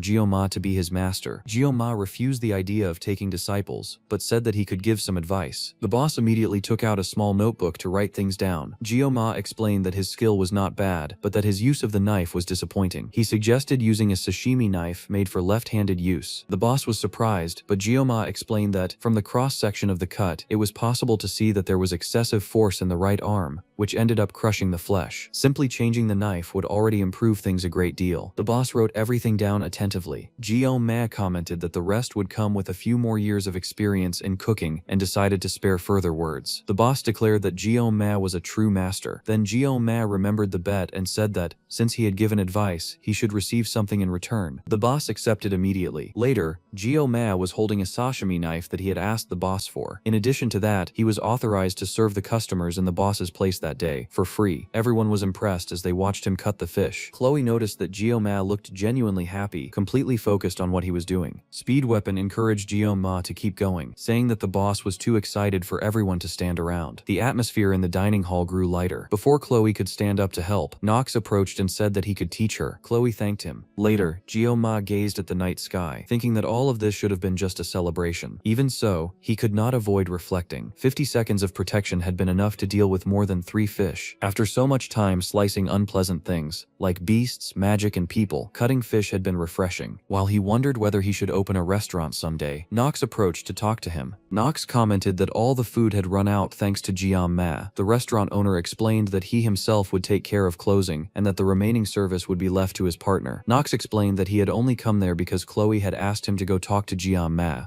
Ma asked what kind of work Nox had been doing lately. Nox replied by reminding him that it had been Ma himself who told him to get a real job. Ma confirmed that he remembered and said that he admired his initiative. Nox commented that he had only gained from it, since he had come to understand the value of money earned through his own sweat. After that, Nox asked how Ma dealt with troublesome customers, especially drunk ones. Ma explained calmly, and the two ended up talking for quite some time. At one point, Nox remarked that it was surprising that Ma was the same age as him and asked whether he was not lying about that. Ma replied that maybe it was just a lot of accumulated social experience. Soon after, Nox changed the tone of the conversation and began to talk about something more serious. He explained that normally, leaking family matters to the outside was considered a serious crime. He had tried to warn about it through Chloe, but she had not answered the phone. The investigation into Kang Ma, conducted by the editor, had finally been concluded, and fortunately no suspicious circumstances had been found. The request from the Council of Elders was cancelled and ended up turning against them instead. Now, the clan leader was investigating the council itself. Nox explained that the editor existed to maintain maintain order, not to act as anyone's hunting dogs. An investigation team would probably be assembled, and the process would be extremely careful. He had also decided to take part in it, and only wanted to inform Gyo-ma about the situation. Gyo-ma understood that this meant the Aditor no longer had any reason to pursue him. If their blade was now pointed at the Council of Elders, something big would certainly happen. Even so, that should not have a direct connection to him. Gyo-ma sincerely thanked Nox and extended his hand, saying that it could not have been easy to bring that information. Nox shook his hand and said that he had not done anything special. On the contrary, Gyo-ma had been the starting point of everything. Gyo-ma felt satisfied when he realized that, from all indications, the relationship between Nox and Chloe had improved a little. He then asked whether he knew a girl called San Hana, who had joined his club since they were in the same class. Nox confirmed that he knew her. He said that she was the type who was always reading books and barely spoke to anyone. She did not seem like anything special at first glance, but she had a curious trait. She always stayed exactly in the middle of the class ranking, never below and never above. That applied to both theory and practice, always exactly in the middle, something that almost seemed difficult to do on purpose. Nox commented that he found it strange that Gyo-ma cared about someone else like that, and asked the reason. Gyo-ma replied by asking what kind of image Nox had of him. Before the conversation could go further, the boss appeared, saying that Nox had not finished his work yet, and asked whether the master was there. The boss explained that Gyo-ma had taught him a lot that day and asked him to accept a gift. He handed over an extremely beautiful knife. Gyo-ma commented that, for a swordsman who used a knife, the blade was the same as his own life, and questioned whether the boss was really giving it away so easily. The boss explained that the knife was no longer useful to him. Before, he trusted only the tool, but now he understood that, for a true expert, skill came before the blade. Faced with that, Gyo-ma accepted the gift and thanked him. When he looked more closely, he realized that the knife was very rare and of extremely high quality. It did not look like just a sashimi knife, but almost like a combat weapon. That made Gyo-ma remember his first master, who was obsessed with knives and always said that a true expert did not blame the equipment. To him, a good knife was like family, something that could even be given a name and carry a determination engraved into it. Gyo-ma always named his own knives. When the boss asked whether he had not liked the gift, Gyo-ma replied that it was not that. He was simply thinking about what name to give the blade. Remembering his own family, he chose a strong name. He called it Frost of 10,000 Years. Meanwhile, extremely suspicious people were gathering near the academy. A hooded man, responsible for summoning everyone there, thanked them for coming, saying that he knew how busy they all were. One of the instructors asked whether he was really the professor who had called them. The man confirmed it, but gave no explanation, which began to irritate the group. One of them questioned whether this was just a waste of time. The professor merely laughed, which made the others even more uncomfortable. He commented that they all seemed full of energy, perhaps because they had just signed a contract, and found it almost adorable. One instructor advanced toward him, already completely irritated. When the power was released, the professor revealed that he was a subordinate of Lord Permersh, commander of the 4th Legion. Earth attribute magic truly was not common. The instructor transformed into a giant covered in earth armor, declaring that he would finish off that hooded man. The others grew worried, fearing a major disturbance in that place. Hana, however, showed no concern at all. To her, none of that mattered. The professor asked why anyone would worry about that. Then, with a simple slap, he destroyed the poor fool who had advanced against him. That demonstration made clear to everyone the value of what he had created. After that, he suggested that they end the introductions right there and move straight to the main subject. Everyone agreed immediately. No one dared to question it. Then he called Hana, commenting that after so long, he had gotten used to calling her cadet. He said that she would explain the details. Hana was direct and stated that she would get straight to the point. Contrary to the rumors, her professor had not been killed by the Sword Emperor. The rune had died at the hands of one of the Academy's own cadets, Leon von Reinhardt, the one considered to be the next hero. As the Legion took notes about the Sword God, the Administrator, and many other things they still did not know, it became clear that whatever came next would be extremely important. At the time, the Council of Elders decided that the Auditory would handle the investigation on their own. Among the nobles, the peak of elitist ideology had always been the Council of Elders of the Academy. They probably saw the clan of the Order, the Auditor, as mere servants. Sending that group on a mission that involved assassinating cadets without justification was basically treating them like strays. However, thanks to the Council's massive blunder, the Auditor ended up becoming allies. Gyo-ma remembered that this was exactly why the faction that controlled Leon in the game disappeared after the midpoint of the progress. The Council had been plotting something in secret, but ended up becoming the target of the investigation. In practice, Gyo-ma was going through something similar. The Auditory spilling human blood was the kind of care the game company had shown toward Leon. That made Gyo-ma wonder who, in the end, was taking care of him. Had he not already suffered enough in that world? In any case, now that the Auditor were involved, the mind behind all of this would soon be revealed. Gyo-ma also wanted to find out who that mysterious instructor was. Another thing that crossed his mind was that, after so much flirting, she had ended up fulfilling fulfilling everything that was written in the contract. Even in the game, a villain could change their appearance as much as they wanted, so for now it was better to simply keep that in mind. He only knew that she had purple hair. Even so, certain details could not be altered by a demon, such as eye color or sex. Maybe it would be possible to find her someday. There was a limit to evaluating an opponent based solely on the sensitivity of the sword god's blessing. The big problem was that Jioma had very little knowledge of magic. He wondered whether he should just wait or actually start studying it seriously. Suddenly, he realized that he had written something on the paper without even noticing, as if it were Morse code. He wondered since, when he had started fiddling with the pencil like that, maybe it was time to gather some courage, whether to prepare a surprise attack or to defend himself from one. He also intended to visit Professor Damien soon. That was when his entire club showed up at once, making noise and causing a real commotion. Jioma asked what exactly had happened. Saki tried to explain, but Speed Weapon pushed her aside and warned the boss that July 7th was approaching. It was the date when Wakwim had sealed Lycan. Even so, she asked why Jioma seemed so unmotivated. He replied that it was nothing serious. Saki commented that his slow manner had always bothered her. Speed Weapon stepped in, saying that it would not be an ordinary day. He explained that Altair Aditor, the strongest assassin known as the Old One of the Mountain, the next leader of the Iron King family, Mao Lan of the Iron Leg, as well as the Pride of America, and a strong candidate for the next 7-star hero, all mute, would be gathered at Wakwim Academy. Speed Weapon said that they should take the opportunity to build the club's history, and of course, honor the academy director. Saki replied that he did not need to make excuses, since he just wanted to have fun. To Jioma, all of that sounded like a big mess. Chloe asked whether he already had plans for the festival. He replied that actually, he had none. Then Chloe suggested that maybe they could go together. Before the conversation could move on, Speed Weapon announced that it was already decided and that they would set up a stall. Chloe stood up with clearly murderous intent. Jioma found that worrying and commented that he preferred to keep Speed Weapon alive. Then he said that, thinking about it, it was actually a great idea. He even felt emotional that his small boss had saved his own life. Saki asked whether Jioma was also interested in that kind of nonsense. According to her, he just wanted to enjoy the festival to spread his name among the extras. Jioma, however, thought that Ryojo was the one who fit that role best within the academy. Jioma said no, that it had nothing to do with that. During the holidays, they would only meet in dungeons, since they would not have free time to enjoy things together. Precisely because of that, he thought it made sense to enjoy the festival while they still could. Time was short, and it was a rare opportunity. Saki found the way he spoke strange and asked what he meant by there was not much time left. Realizing what he had said, Jioma understood that he had let himself go too much. He was too comfortable with the club and with those people. Saki then asked whether by any chance he knew something they did not, remembering that the last time it had been like that as well. Now both she and Chloe were pressing him. Feeling cornered, Jioma tried to change the subject and complained about Speed Weapon. Taking advantage of the opening, Speed Weapon tried to distract the two of them, saying that since the boss had agreed, he would make a promotional poster for the club. No one really understood the logic behind it, not even Jioma, who had not asked for help. Hana agreed, saying that she had only joined the club after seeing a poster, and Speed Weapon felt that he had repaid his debt to the boss. Saki approached him and made it clear that he only made ridiculous posters. That was not something she had just thought of. To her, there were too many people trying to give orders in the club, and that only created confusion. It was necessary to establish a clear hierarchy within the travel club to put an end to the mess. Later, at Saki's training center, Speed Weapon said that this was exactly what he wanted. Even so, he asked her not to regret it later and not to break his nose. Saki replied that if she won, she would never bother him again and would start following all of his stupid ideas. Jioma, who was there with the rest of the group, wondered how that situation had come up so suddenly and why he was even there. It felt like being thrown from one scene into another without warning. The two of them were already ready in the dojo. Saki was taking it seriously enough to be wearing a kimono, while Speed Weapon was determined to prove that he was the best in the eyes of the boss. During the confrontation, it became clear that Saki was completely focused. She used a longbow, which required time to prepare each shot. Speed Weapon thought about getting closer and applying some debuffs, but he hesitated, unsure whether that would be the best choice. When the fight truly began, Saki was already moving quickly to circle around him. By the time he realized it, she was already behind him. He was surprised by the way an archer could fight like that. Even though he believed his blessing would work at that distance, Saki struck his ribs with an arrow and sent him flying out of the dojo. After that, she turned her attention to Jioma, asking whether he had already made his decision, while Speed Weapon, outside, tried to heal himself by playing the flute. There were 4 days left until the festival, and the travel club was in full swing. Watching everything, Jioma realized that everyone was doing much better than he had imagined. Chloe, the auditor, had taken on the role of kitchen assistant, something that seemed natural for her. Hana took care of the materials and purchases, reporting that she had ordered ham, pork, and various kinds of vegetables, in quantities enough for 3 days, with delivery scheduled for the day after tomorrow at 3 in the afternoon. Meanwhile, Speed Weapon weapon, in charge of general matters, was completely stressed. He had already rented tents, tables, chairs, and even the gas installation, without anyone knowing exactly when or how he had done all of that. Saki told him to shut up and explained that she was handling administration, public relations, and design. She admitted that she had never done anything in the kitchen before, and that now she needed to prepare a hot soup. Gyo-ma replied that he had already made his decision, so the best thing was simply to try. If it were sushi, it would be easier, since they were already used to preparing meals together. Even so, there was a risk that everything would end up falling on him, especially because the festival would last a long time. It was not possible to rely on just 50 seconds of blessing. In fact, Gyo-ma had never had the chance to take part in a real festival. He had worked for 17 years without a break and had never had that kind of free time, which explained why he had ended up addicted to that game. Deep down, all he wanted was to live a normal life, even if that was not as simple as it seemed. That peace, however, had an expiration date. In the second year, the demons would finally become aware of Leon's existence, and that would be the last festival Gyo-ma could enjoy within the academy. Because of that, he decided he would enjoy it while he could. At that moment, Hana approached and asked why he had that sad expression. She commented that he looked like he was thinking about the fact that this would be the last festival. Gyo-ma asked if she had read his mind. Hana then mentioned the day she had joined the club and asked if he remembered it. When she saw that he did not, she said it was better to leave it at that. Gyo-ma agreed to drop the subject. He said he would step out for a bit and left Saki in charge, which made her find his attitude a little suspicious. Without wasting time, Gyo-ma went straight to Professor Damien's research room. The professor offered him a cup of tea, since he was preparing one at that moment. A tea that came directly from Russia, with a strong and pleasant aroma. Gyo-ma refused, explaining that he was allergic to black tea, and then asked what the object on the table was. Professor Damien explained that it was a sample he had obtained by chance recently. On the outside, the stone looked ordinary, but inside it ran a very subtle magical energy. He said that if Gyo-ma was interested, he could give him a small piece. Gyo-ma replied that it was fine and refused. Damien said he was pleased with the visit and made it clear that Gyo-ma could ask anything he wanted, as he would answer everything that was possible. Gyo-ma said that he only wanted to return to the previous topic, about the phrase "may the divine blessing be with you," and similar expressions. Damien commented that this also bothered him, and that he had done his own research. In fact, he had gone to Russia and returned because of that book. Gyo-ma asked if that had been his fault. The professor admitted that at first, yes, but that he had also been motivated by curiosity, since that was how scholars worked. Then Damien explained that the academy divided blessings into 4 categories: command spirit, guardian, elemental, and heroic. This classification was based on who granted the blessing. Spirits were transcendental beings and at the same time inevitable. The professor asked if Gyo-ma remembered the last thing he had said to him. Gyo-ma replied that he did, that he had said there were no more gods in that world. The professor praised his memory and asked what he thought about becoming his assistant. Gyo-ma cleared his throat and replied that he was not interested in being a scholar, without meaning any offense. Damien said it was a shame, but explained that there was a flaw in that statement about the non-existence of the gods. He explained that if one went back to mythological times, in antiquity there had been countless unknown gods. That period was called the mythological era. The gods mentioned there were not transcendental beings like spirits. They did not possess emotions, reason, or bodies. They were essence itself, beings that approached the concept itself on a completely different level. Compared to them, spirits were like mere wanderers before the sun. The gods were absolute beings who had abandoned the condition of immortality. Even so, not even they managed to escape death. Despite belonging to the same race, it was a god who brought an end to that era, and that god was the sword god. Gyo-ma was shocked by the explanation. Damien said that it was believed that the expression "may the divine blessing be with you" began to be used by humanity shortly after the mythological era, as a way to venerate the sword god and call upon him. He then asked whether that answered Gyo-ma's question. After that, Gyo-ma became thoughtful. He had obtained some answers, but at the same time, he felt that he had barely moved forward. Even so, the professor had gone all the way to Russia just because of something he had said. Maybe he was being a little selfish. Still, he thought that Russian black tea was something somewhat dangerous. He had been feeling a strange sense of tightness for some time now. Now he understood the reason. That was why his perception was so limited. He had not brought the sashimi knife. Without the blessing associated with it, he could not detect everything around him. Who would have thought that without the knife, he would feel that sensation of being completely stuck? It seemed that even his own personality had changed. Then the days passed. First 4 days, then 3. On the second day, the girls were wearing maid outfits, even though Saki had not liked the idea. On another day, they were using what was called the supreme recipe, until finally, the day arrived, the day of the festival. For more than 20 years working with a knife in his hand,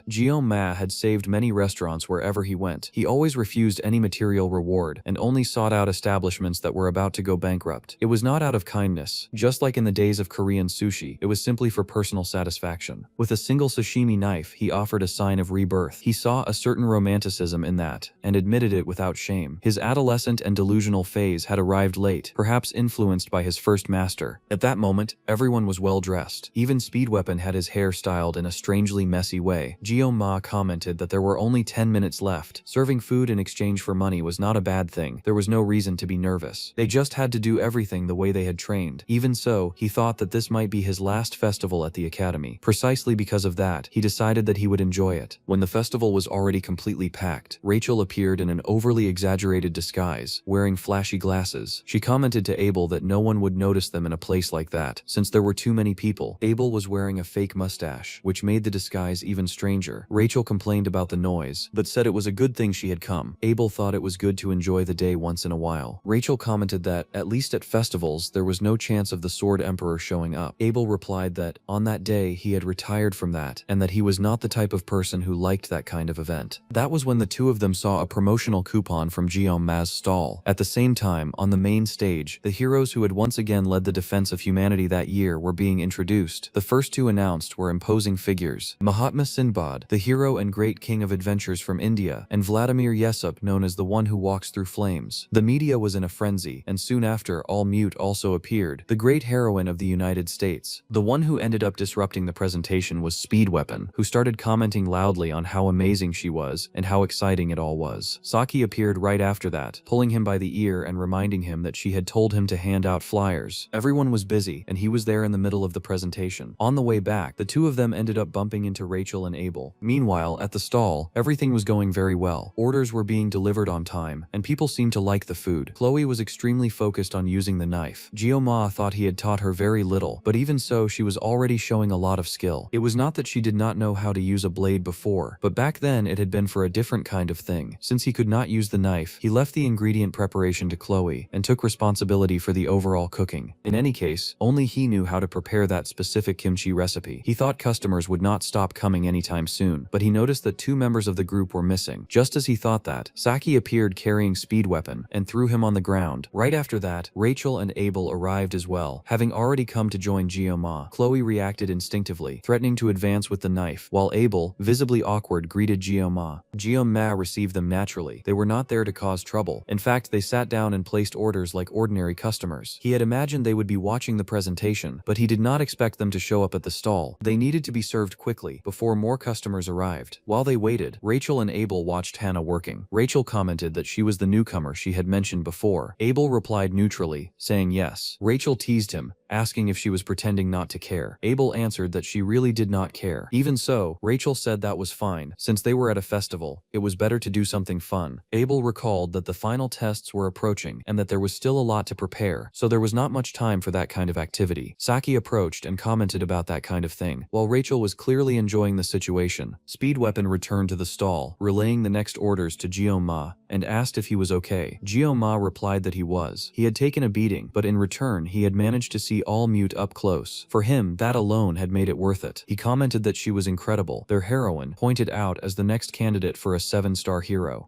Ma indicated that there was ice there for him to put a compress on his face. Meanwhile, Ma was thinking about All Mute. Her real name was Con Elizabeth, the American heroine often mentioned as a candidate for the position of next 7-star hero. Even in that world, the United States remained a superpower, occupying the top among nations, side by side with Korea. With all that prestige, they had established their own system within hero society. It was said that a traditional hero left their name through death, while a modern hero carried their own name in life. That was why they were so applauded in current times. Even so, neither traditional nor modern heroes came close to the ideal Ma had in mind. In the end, he was relieved that he had not come to that world in an American body, otherwise he would probably be known as the Sashimi Man, wearing a cape and embarrassing himself. Besides that, he and Con Elizabeth, even if not officially, could end up crossing paths, since the Sword Emperor had designated him as a successor. He intended to refuse that proposal, but for safety, it was better not to get involved with her. All Gyo-ma wanted to do was stay at the stall, working, just that. He did not want to draw any attention at all. Meanwhile, Rachel laughed at the situation, and Abel tried to explain himself, saying it was not quite like that. She commented that she had seen what he was like before entering that sequence, when he used to sleep through classes. Even so, she made it clear that the club was not the same thing. She added that he did not think Abel was being that unfair in what he was saying, but Abel replied that the problem was not the club activities, and even asked what kind of clothes she was wearing. Rachel just laughed in her face. At that moment, someone arrived at the stall, a presence that made everyone tremble. A woman approached Gyo-ma and asked if he was the one who had left her brothers in that state. She was the older sister of the evil twins, Mao Lan, known as the Iron Kick. Mao Lan commented that she had imagined he would be some kind of beast, but that in reality he was actually kind of cute. That was strange, since she had never seen those twins speak well of anyone. She sat down on the bench and said she would borrow that seat for a little while. Attached to her leg was Storm Strike, a level S weapon. The fact that she was equipped made it clear that this was not a good sign. Chloe immediately drew her knife, asking what she wanted there. Gyo-ma made a gesture for no one to get involved. Mao Lan explained that it was not what they were thinking. There was no reason to stir up something that had happened a month ago. Gyo-ma then asked why she had come. With the status she had, she should not have free time to wander around like a background character. Mao Lan only asked that he not compare her to other heroines and ended the matter there. She explained that she had come purely out of curiosity. Her brothers were a disaster in terms of personality. They did have skill, but seeing someone panic and become traumatized just from hearing their names had been impressive. That was why she wanted to meet Kang Gyo-ma, the man who had left her brothers like that. Gyo-ma thought that maybe that entire family was unbearable. Even so, Mao Lan said she was somewhat grateful to him. Because of Shun and Jun, the family's reputation had sunk to the bottom. She had tried to fix them, but there had been no solution. After Gyo-ma dealt with them, the two stopped causing trouble. So, in the name of the family, she thanked him. He thought that she should be focused on the competition for the position of 7-star heroine. Mao Lan's popularity was comparable to Khan Elizabeth's, but among the candidates, she ranked near the bottom. Her ability did not reach the required level, and she still carried the stigma of being the sister of those problematic twins. In any case, that had nothing to do with him, and there was no reason to continue the conversation. Gyo-ma said that if she was already finished, she could leave because he needed to work. Mao Lan, however, added one last thing. She said she was also grateful for another reason. She commented that she felt proud seeing that they had opened a stall with the name Pao Chai. After that, she said goodbye. That was when Gyo-ma told her not to call his food that. Mao Lan asked what he meant by that. Pao Chai. He thought that this time he had tried to stay unnoticed, but there were things that could not be ignored, that needed to be cut off at the root. For those who did not understand the reason for his irritation, Mao Lan was calling the dish kimchi Pao Chai. There was an old dispute between China and Korea, in which China tried to claim the origin of the recipe, saying that Korea had copied the idea of fermented vegetables with chili pepper. That was why Gyo-ma had become so irritated. Later, everyone was talking about what had happened. Apparently Mao Lan was going to duel with one of the cadets in a sub-dimensional space. Questions began to arise. How had she accepted a duel? Against whom? Then someone commented that they had heard it was that crazy guy who had fought the Editor. Leon immediately became alert at those words. In the arena, most people were cheering for Mao Lan. Nox was also present to watch. Rachel commented that it brought back intense memories. Abel said that he always ended up getting involved in trouble. All Mute was also watching everything, completely focused. Mao Lan commented that she felt as if she had returned to her academy days. Even so, she asked whether Gyo-ma would be fine. Being brave was admirable, but he had faced her younger brothers. To her, he looked far too cute, and there was a risk that she might end up cracking his head. She commented that, at that rate, she would not be able to get married. She said he could marry her if he wanted, or accept her as his cucumber. Gyo-ma asked if that had been her plan from the beginning, to provoke him, defeat him, and then force him to stay by her side, since he was the last stain on the House of the Iron King. That did not seem like something that would work. Mao Lan said that he was quite sharp. Even so, despite having noticed everything, he had still fallen for her provocation. At that moment, the subdimensional barrier expanded and was activated. Gyo-ma drew his sashimi knife and made it clear that she would not become a 7-star heroine. Mao Lan replied by asking if anyone had ever told Gyo-ma that he had absolutely no sense at all. Gyo-ma admitted that yes, sometimes they had. Hearing that, Mao Lan commented that she would rethink the cucumber matter. Right after that, the first clash between the two created a huge cloud of smoke, and she immediately realized that the boy was not just a loudmouthed show-off. Gyo-ma hid himself within the smoke. When it dissipated, Mao Lan had the sensation that her head had already been cut off. At the same time, at the festival stall, Chloe remained completely focused on her work, without diverting her attention. Hana asked if anyone was worried about Gyo-ma. Speed Weapon replied that, at that moment, the focus needed needed to be on the customers since there were many of them. He commented that there was no way to know if Gyoma would return anytime soon, so the best thing was for everyone to take care of their own role. Hana agreed, and the audience began to wonder why Mao Lan was still standing in the arena. She was not hesitating, nor had she been defeated. Mao Lan was holding her own neck because she had been captured by Gyoma's mental domain. That surprised her deeply. She believed that such a technique could only be mastered by someone at the 7-star level, like Altair Auditorio, a true master of martial arts. Still, every rule had its exception, and even someone young and seemingly humble could approach that level. Mao Lan understood that this was a wall she would not be able to surpass. Even so, she wondered why Gyoma had expanded the domain. The duel was taking place in a subdimensional space that did not affect reality. Perhaps he was trying to preserve his own dignity, showing who was more talented without causing destruction. That proved that he was far more intelligent than she had imagined. She had also heard rumors that he would join the elite. Because of that, she concluded that he was the official successor chosen by the Sword Emperor. However, instead of arrogance, Mao Lan saw only humility in Gyoma. She told him not to be presumptuous, stated that she had not come there for nothing, and thanked him. That fight had opened her eyes. Next, Mao Lan charged forward with all the strength of her legs and executed the hurricane kick. After the storm of strikes, Gyoma managed to dodge them all. The audience began to realize just how strong she truly was. Mao Lan then asked where he was looking and used the crushing hammer strike, a low rising kick that destroyed part of the arena. She commented that it was not strange that her brothers had become afraid. She was not a future 7-star for nothing. Then she kicked the fragments of the arena toward Gyoma. He cut them all with his sashimi knife, but Mao Lan was already upon him and landed a direct kick to his chest. Gyoma blocked the blow with the knife, and even so, the impact was so strong that her own body suffered from the force. Mao Lan was surprised that he had managed to block it with such a small blade. That should have been his limit, or so she thought. Suddenly, Gyoma sheathed his sword and once again assumed a combat stance. He was ready for another round. His speed increased so much that, before her eyes, he simply disappeared. Mao Lan tried to attack him from above, from below, and from the sides, but ended up losing an arm. The instant she realized that, she understood that she was losing her 7-star position to him. Even so, Gyoma commented that, despite everything, her impact had not been that bad, and adjusted his stance once again. Abel immediately recognized that stance. Mao Lan did not want to lose. Not after coming so far. She decided that she would not lose. She forced her power even further. However, at the moment she thought she would never surpass her friend again. She lost her neck once more. The shock was universal. Everyone fell into absolute silence. The winner of the duel in the subdimensional space was Kang Gyoma. He calmly sheathed his sword. Saki felt a chill run through her body and smiled, saying that it was over. She commented that she had warned them and that he would be back soon. Later, Rachel showed a bit of disappointment. Gyoma had left the festival without even tasting the pork soup. She asked if Abel was alright. Abel replied that she was and said that she was satisfied. Rachel commented that she was a mischievous girl and that deep down she was satisfied because Gyoma had fought. Meanwhile, Mao Lan was still quite shaken by the result of the duel. Her bodyguard approached and asked if she was alright. Mao Lan replied that she was. The fight had taken place in subspace, so she had not been physically injured. Even so, her international reputation had been destroyed. She had lost to a 17-year-old boy. Thinking about that, she even felt bad for the Chinese citizens. Still, she asked them not to worry. Mao Lan commented that Kang Gyoma was incredible and that he would surely rise much higher soon. When that moment came, his reputation would also grow. For her, it was better to be defeated now than later. The humble would go through that as well someday. She was certain of it. The bodyguard, however, asked whether that boy was really all that. He could not understand why she had spoken about him that way. Mao Lan thought that she had already seen many people considered geniuses. When she was still a cadet, there had been Elizabeth. After she entered Hero Society, the 7-star heroes appeared. But Gyoma was not a hero. He was a monster. As expected, all of that spread quickly across social media. The duel between Mao Lan and Kang Gyoma, in which she had been clearly decapitated in moments by a sashimi knife, became a topic everywhere. Mao Lan, the star of the continent, had been defeated in a duel. Soon, people started calling him the sashimi hero. Naturally, his stall became packed. People wondered why a cadet of that level was cooking at a festival. The video of the duel had already surpassed 20 million likes. Speed Weapon organized the line, because there was now a huge queue to get in. Chloe, completely overwhelmed, hurriedly chopped the ingredients, and Saki complained the reporter was only getting in the way. She had already lost count of how many had shown up. Meanwhile, customers in the back were taking photos of Gyoma and posting them with the hashtag #SashiMiHero. Gyoma thought that all of this was a pain. Since what had happened the day before, the news treated it as if it were something grandiose. It was not as if he had expected something like that to happen. Even so, one specific headline caught his attention: the Sashimi Hero. That was a title the system had sealed within the blessing of the miracle. In that world, the Sword Emperor had already retired, so that title should have disappeared. At least, that was how it was supposed to work. Even so, so, it ended up landing on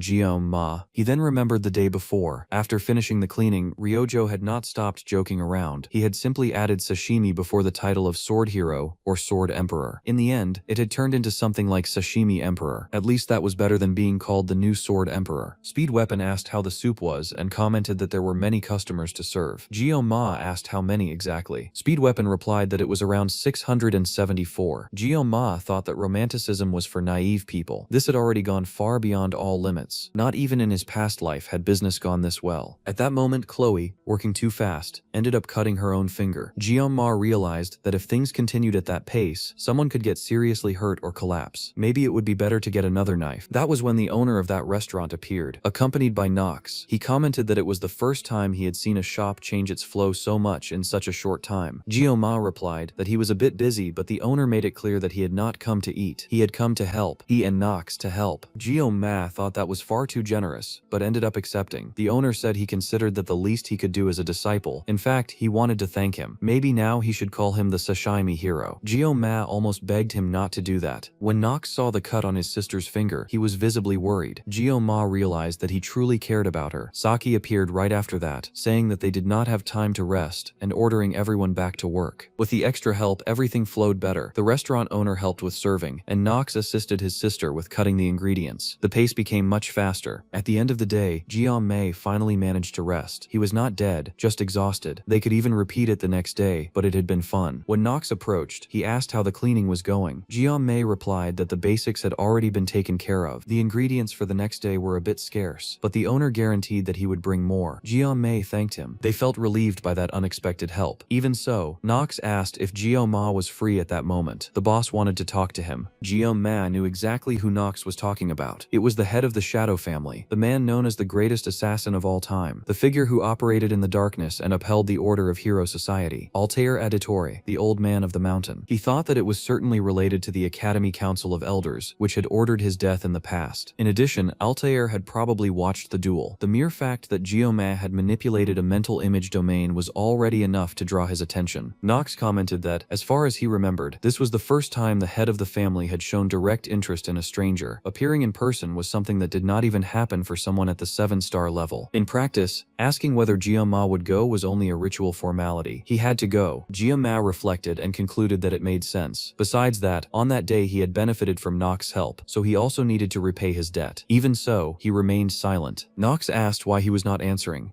Ma then said that he would not go. Surprised, Knox asked the reason. Ma replied that he was very tired that day. Extremely tired. Even so, he made a point of thanking him for the help. Later, Elizabeth, known as the Humble, met with director Medea for a private conversation. Medea commented that it was the first time they had seen each other since high school. 5 years had passed. Even so, she said it was good to see her, and asked whether she had enjoyed the festival. Elizabeth replied that she had. Then Medea asked whether she had come out of curiosity because of Geoma, and questioned who exactly he was. According to her, Geoma should not be capable of manifesting a mental domain. However, Medea recalled that Elizabeth herself had been able to do that in the past, which made Geoma's case even more absurd. Elizabeth made it clear that she had not come there for fun. Medea replied that it had been a long time since they last met, but commented that Elizabeth seemed to have become less polite. When the director released her aura, Elizabeth felt a monstrous presence. It was the absolute power of the Academy director, something that neither the Sacred Spear nor the Absolute Bow would dare to confront. After intimidating her, Medea asked whether Elizabeth intended to stay there forever. Elizabeth sat down and apologized, saying that she was a bit sensitive because of what had happened to Siegfried. In any case, Medea said that she did not know what kind of rumors Elizabeth had heard to make her so curious. Even so, because of her position, Medea made it clear that she could not provide information about cadets. As the Academy director, she needed to treat everyone equally, and there was something she had always told Elizabeth when she was still a student. If she was curious, she should find out on her own. Elizabeth stood up, thanking the director for her time. Medea asked how long she intended to stay at the Academy. Elizabeth replied that she would leave the next day at noon. The director commented that there was no need to rush. After all, it was still a festival. Then Elizabeth returned to the topic of equality, and asked whether that also applied to that student. Medea replied that maybe it did. To her, Geoma was more than just a student. She had a different view of him. Before she could finish, Elizabeth slammed the door forcefully, visibly nervous, and asked who the hell that boy was. On the last day of the festival, Speed Weapon arrived late, because he had overslept. Gio-ma asked why. On that day they did not just work in the morning and enjoy the afternoon off. Speed Weapon replied that he had already taken care of it. Chloe asked whether Gio-ma had any plans for later. He replied that nothing special. Because of that, Chloe ended up taking over most of the work in the kitchen in his place, since Gio-ma could only use the knife for 50 seconds. Thinking about it, she was the one who had worked the hardest throughout the entire festival. He had already mentioned something like that before the event, so he asked Chloe whether, if she had time, she would like to go to the festival with him. Chloe asked whether he was serious, and ended up getting a little excited, gripping the knife more firmly. Gio-ma knew that she had incredible potential with knives. Reaching that level of skill in just 2 days was not something common. Thanks to that, they managed to keep the stall running without any problems. Repaying at least a bit of that effort seemed like the least he could do. Gio-ma noticed that Saki seemed a little uncomfortable with all of this. As soon as the expedition ended, the group dispersed in high spirits, each one going their own way. Ryojo, however, was clearly in a bad mood, and Gio-ma concluded that she must have been exhausted for some reason he did not know. He tried to rest while sitting on a bench, but he could not truly relax. At that moment, an old man approached and asked for permission to sit there. Gio-ma agreed without hesitation. The man commented that, with age, the heat became harder and harder to endure. That sounded strange, since he did not look like someone who had come from far away just to complain about the weather. It soon became clear who he was. It was Altair, the master of the Aditor family. Altair acknowledged that Gio-ma had good instincts, and asked how he had identified him. Gio-ma explained that he had seen that dagger in another life. It was not an ordinary weapon, it was a dagger sword, a famous item worthy of the leader of an assassin family. By its appearance alone, it was impossible to mistake it. He himself had once desired a weapon like that. The old man commented that such perception was frightening for someone so young, and said that Gio-ma had probably already imagined the reason for the meeting. Matters involving the family were usually resolved internally, but that was not the only reason for his presence. There was something more important than the Council of Elders. Gio-ma tried to think about what it could be, until he felt Altair suddenly expand his domain. Without beating around the bush, Altair asked what his relationship was with his granddaughter. He asked whether they were dating. After a brief explanation, the old man seemed to understand the situation. Gio-ma found it curious, remembering that in the game the lines of that character were always vague, reduced to simple ellipses. That reinforced the feeling that Altair was definitely not an ordinary person. Satisfied, the master of the Aditor family stood up, saying that his curiosity had been satisfied and that he would leave. He asked Gio-ma to take good care of his granddaughter as a friend, reminding him that she had a sensitive personality. That was when Gio-ma asked whether he really thought Chloe should become an assassin. Altair replied that Gio-ma must have already seen her other side. That was the real Chloe, his blood granddaughter, someone with a wild nature, almost like a beast. He asked whether, as her grandfather, it would be possible to leave her alone in such a cruel world. Gio-ma argued that this would not be a direct result of the Aditor family training. The old man replied that the family was not as chaotic as the rumors claimed, and demanded that he admit it. Before anything else, they were a family. Chloe was more than just an assassin in training. For years, everyone had tried to hide her true nature, forcing rationality and control. However, when her emotions intensified, she showed her claws. Altair acknowledged that Gio-ma was worried about her as a friend, but admitted that it was difficult to speak about his own granddaughter in that way. Even so, he said that she was instinctively wild, like a predator. If her true nature were revealed, she could kill anyone. Getting too close meant risking death without warning. Hearing that from her own grandfather sounded like a direct warning. If he wanted to stay alive, Gio-ma should be careful around Chloe. At that moment, Gio-ma stood up and interrupted the speech. Pretending concern was acceptable, but mixing lies like that was too much. If Altair wanted to deceive someone, he should have hidden it better. Realizing the presence of several assassins hidden in the shadows, Gio-ma drew his sword. Immediately, Altair ordered everyone to retreat at once. Then he asked when Gio-ma had noticed the ambush. Gio-ma replied that Altair had a reputation far too great to go unnoticed. The old man admitted that. Even so, the boy had exceeded his expectations. After Altair left, Gio-ma reflected that the relationship between Chloe and Nox had been improving little by little, but that the old man had inserted lies into his words just to confuse him. He did not know what the true objective was, but he was certain that if he had not extended his perception, he would not have noticed the danger in time. To him, Altair was nothing more than a despicable old man. Shortly after, Chloe appeared innocently, apologizing for being late. Gio-ma concluded that, regardless of what anyone said, she was still just a little girl. Meanwhile, Altair reflected from a distance. The boy he had observed through his assassins had shown not the slightest sign of fear in his presence, and had reacted instantly to his domain. That was more than interesting. It was frightening. Calling Kangeyama merely a genius would be an insult. Then Altair entered a narrow alley and called Nox, who emerged silently from the shadows. He told his grandson that the long journey had been worth it, because it was the first time in many years that he had felt genuine fear of someone. That confession made even Nox nervous. Even so, Altair said that he would like to see that boy again in the future. After that, Gyo-ma began to realize just how immense the academy was. Chloe asked whether something had happened while she was late. He concluded that it would not be wise to tell her what had occurred, and replied that no, everything was fine. They followed a simple and pleasant route, passing by several stalls and walking together. After some time, Gyo-ma ended up sitting down to rest. Even though he was in a young body, he still carried the soul of a tired old man. Chloe asked whether he was exhausted because of her, and commented that she should have helped more,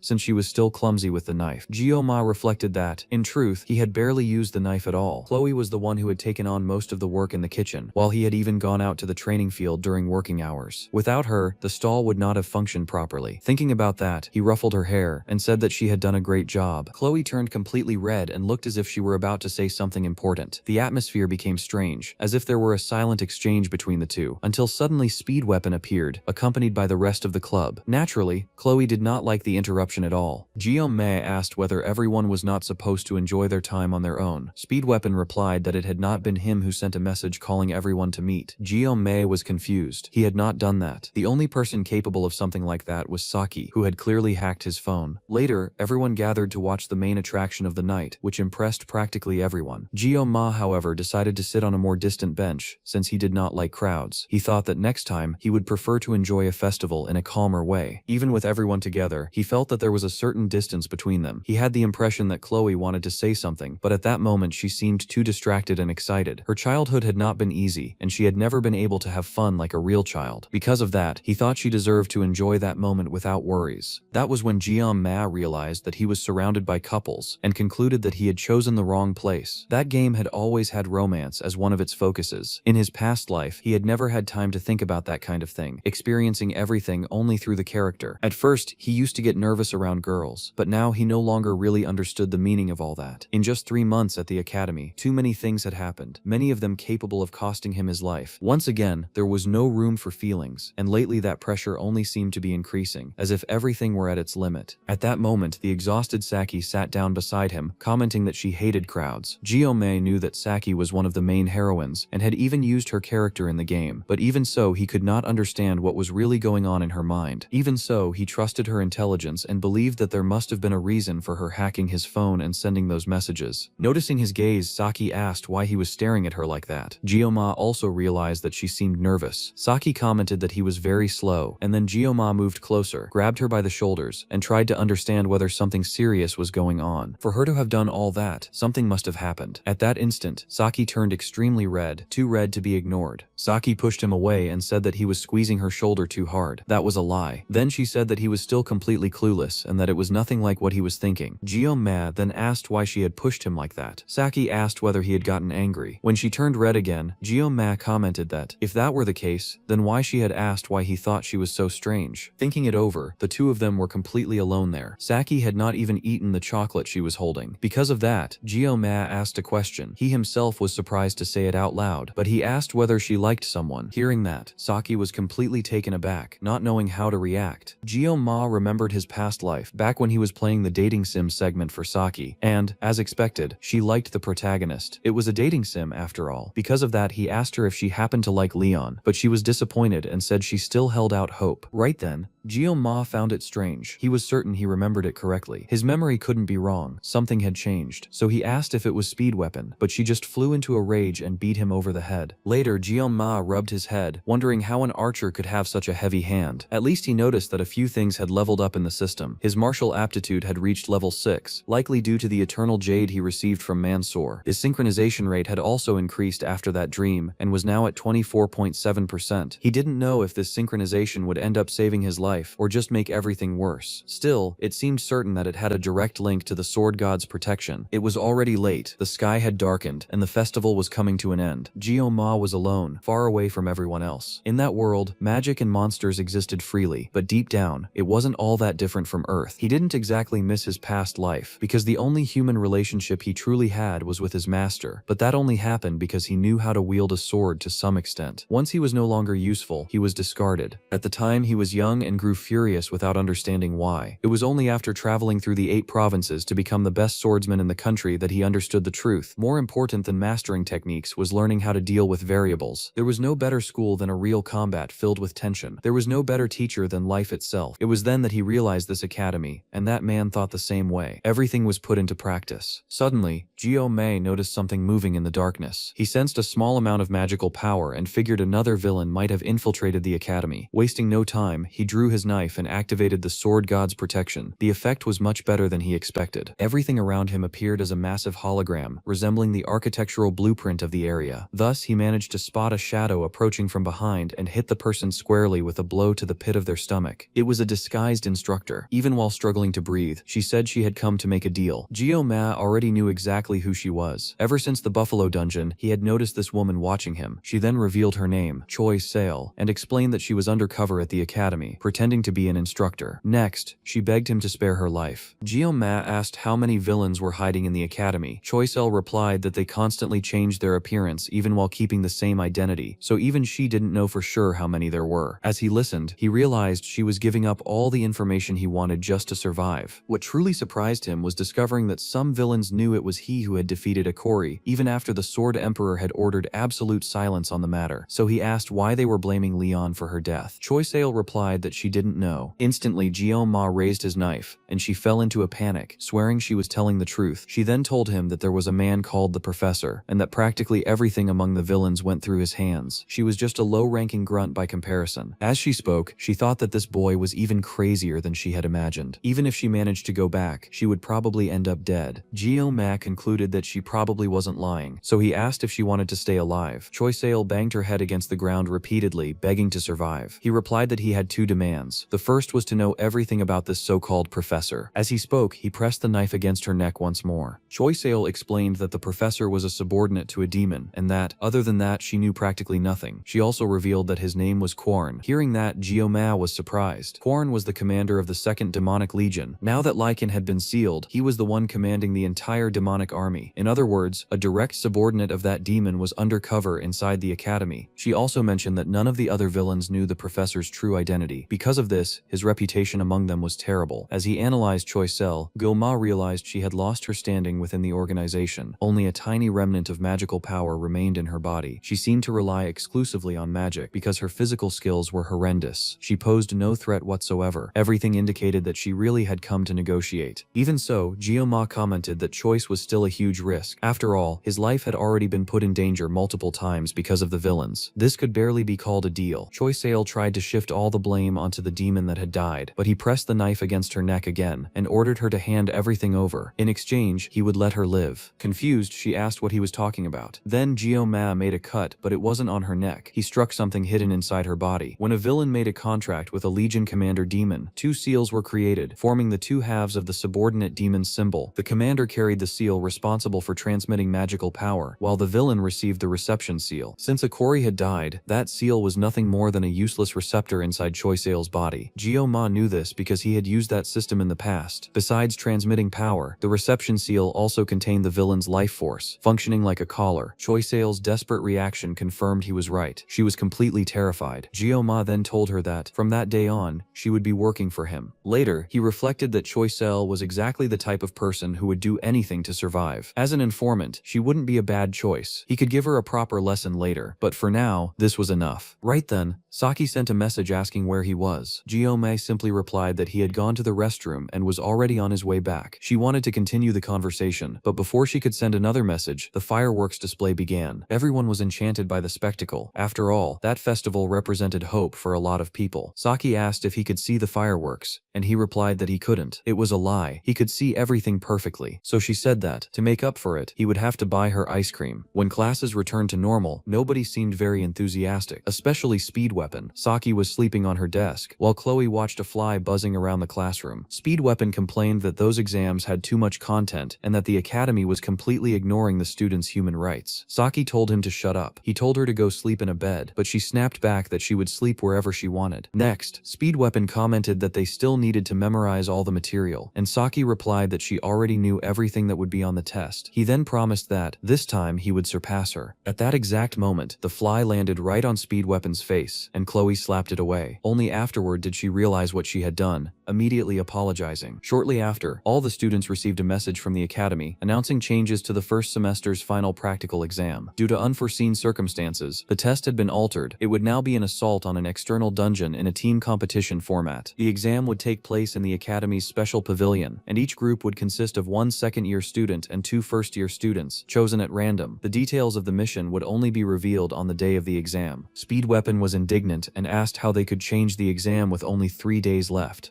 Ma, on the other hand, knew that originally the test was just supposed to be clearing a dungeon full of Gapyeong goblins. He had even been looking forward to gathering some materials there, but now the story had changed. Thinking about it, perhaps this was the natural course of events. Even though he knew everything because of his past life, it was possible that he himself had destroyed the advantage of knowing the future. If the changes continued at this pace, he would soon be unable to predict absolutely anything from that point forward. Saki asked what was wrong and why Ma looked so nervous. She had also been surprised by the change in the exam content, but she didn't think it was that unbelievable. After all, during the last midterm exam, even the Sword Emperor ended up getting injured. Whenever there was external training, something went wrong. Because of that, there was no better place than the academy to keep everyone safe. Ma replied that she was right. Thanks to her comment, he managed to organize his thoughts. Saki then asked him to stop looking at her that way. At any rate, she said that if even he was confused, she could only imagine how the rest of the group must feel. If the president of the travel club got shaken up, everyone else would end up getting nervous too. Ma thought that she really lacked a bit of awareness, while Saki thought he was just too slow. Next, Ma asked for a favor, inquiring if she still had the employee list she obtained by hacking the academy. Saki replied that she had deleted the digital copy due to the risk of being tracked, but she still had the printed version. He said that would be enough, and asked her to breach the academy's network just one more time. Afterward, he explained the entire situation to the group. Chloe was surprised to find out there were villains undercover at the academy. She asked if, up until the dungeon incident, those same villains had gone so far as to attack the Sword Demon's army. Ma replied that he wasn't sure. Since the villains constantly changed their appearance, Seki asked if he wanted an updated list to compare with the old one. He replied that was exactly what he needed. The travel club had been created solely as a means of protection, and if there were people who could pose a threat in the future, it wouldn't hurt to find out who they were beforehand. Speed Weapon still wanted to ask several questions, but said that, for the time being, he would follow the president's plan. The others agreed, and Ma thought that was sufficient for now. Saki explained that information regarding the academy's teachers and staff was automatically updated every month. According to her, the system used not only cloud storage, but also a subspace. Ma thought it was natural for her not to understand how it truly worked, since she was born in that world. In practice, it was an excellent way to optimize data, periodically purging unnecessary information to reduce the stored volume. From what he knew, practically everything in that world operated this way, and that was precisely how they managed to find that method. Even with so many changes to the story, his gaming experience was still extremely useful. So Ma asked if she thought she could pull it off. Saki replied that nothing was impossible, but asked if he didn't think he was exploiting her good intentions a bit too much. He realized she was right. Up until that point, using the excuse that they belonged to the same club, he really had ended up putting too much work on her shoulders. The problem was that he had no idea how he could return a favor to the daughter of Japan's lifelong prime minister. Therefore, he asked what she wanted in return. After thinking for a moment, Saki replied that he could do her a favor whenever she asked for it. It didn't have to be now. He just had to wait for the right time. The next day, she showed up with all the paperwork ready. She had printed everything out and deleted the digital data to prevent any tracking. Ma already knew she was efficient when she needed to be, but even so, he was impressed. Speed Weapon asked if it was really okay to do that. Later, looking at the documents, he noticed that even the number of times the staff went to the restroom was recorded. He complained that people had no privacy whatsoever, and that, even if the goal was to find a villain, it was still a crime. Saki replied that it had been a crime since the first time she broke into the academy's system, calling him an idiot. Speed Weapon shot back, saying that even for committing crimes, there were limits. She replied that he was being far too moralistic.